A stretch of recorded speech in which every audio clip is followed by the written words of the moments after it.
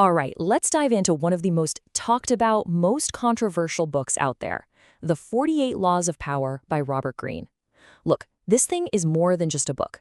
It's basically a modern-day handbook on power, pulling lessons from centuries of history to show you the timeless and, yeah, often pretty ruthless ways people get power and hang on to it. Wow. Okay. So, right out of the gate, the book sets a tone that is, let's just say, chillingly practical.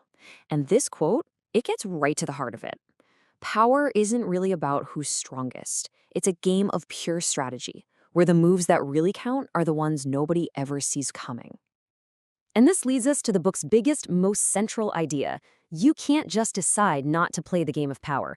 It argues that whether you know it or not, you're already on the board.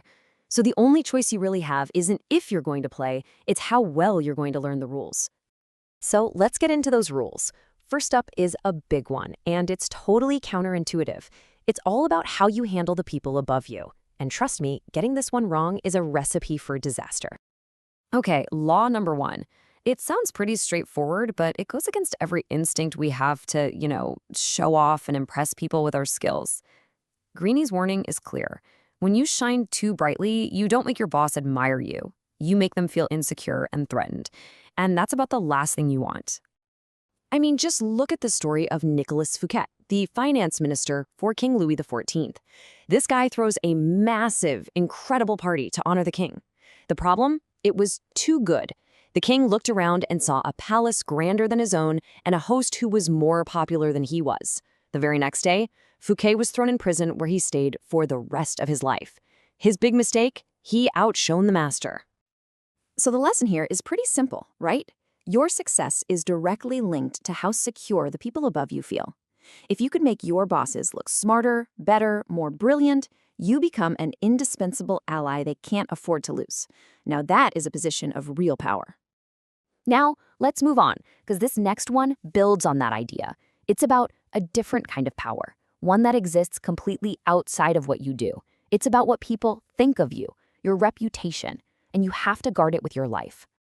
So here we are at law number 5. Your reputation is this invisible force that walks into a room before you do. If it's strong, it can win you battles without you ever having to lift a finger.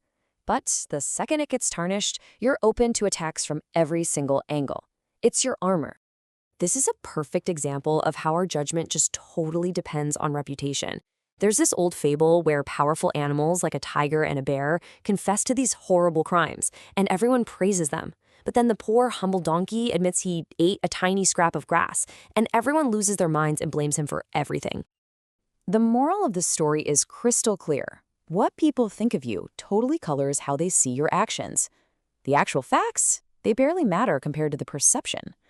Which means you can't just sit back and let your reputation happen. You have to be constantly building and shaping it yourself. And all this talk about shaping perceptions brings us to maybe the most controversial part of the book, the art of deception. According to Greene, real power means you have to master appearances and learn how to hide what you're really up to until the perfect moment to strike. The philosophy here is that you've got to be adaptable, almost like an actor changing roles. See, if you're always predictable, you're easy to counter. But if you can change your mask to fit the situation, hiding your real plans and feelings, you become totally unreadable. And it's pretty hard to fight something you can't even read. The book is full of these great images to explain the idea. A fox in sheep's clothing can just waltz right past the guards. And it all connects to this great quote, which says you should only show your hand after you've already won. The real victory happens in secret, long before the war is ever declared. So if you were a little uncomfortable with all that talk about deception, well, buckle up, because this next part asks you to rethink the most personal things in your life, your friends and your enemies, and to start seeing them as strategic pieces on a board. Law number 2 is a real shock to the system. The book basically argues that friends are a liability. Why? Because being close to them makes them envious and resentful. But an old enemy? They have something to prove.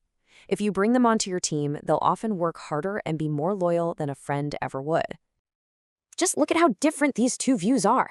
Everything we're taught tells us to trust our friends, be open, be independent.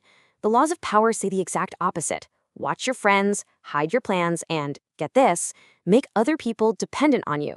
So in this world, power isn't about being free, it's about being essential.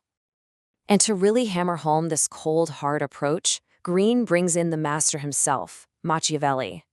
The logic is brutal, but it's simple. If you have to move against an opponent, you have to do it so completely that they can never, ever recover. Why? Because someone you've only wounded a little will spend the rest of their life trying to get revenge. Okay, so let's pull all of this together with the book's final, ultimate point. You might be listening to all of this and thinking, you know what, this is not for me. I'm just going to sit this game out. Well, according to Greene, that's the biggest illusion there is. And this is where it gets really interesting. The book claims that even trying not to have power is a power move. You know, the people who act all innocent or morally superior, they are often playing the most sophisticated game of all, using that apparent weakness to get exactly what they want. The conclusion you're supposed to draw is that there's no way out. There's no safe zone where power dynamics just disappear. Every single thing we do is some kind of negotiation. By pretending you're not part of it, you're not opting out. You're just making yourself an easy target for everyone who knows how the game is played. And that brings us to the final big question. The point of all this isn't necessarily to tell you to go out and be a ruthless manipulator. It's about opening your eyes to the way human beings actually operate. The 48 Laws are just a description of the game as it's been played for thousands of years. So the only real question left is, now that you know the rules, how are you going to play?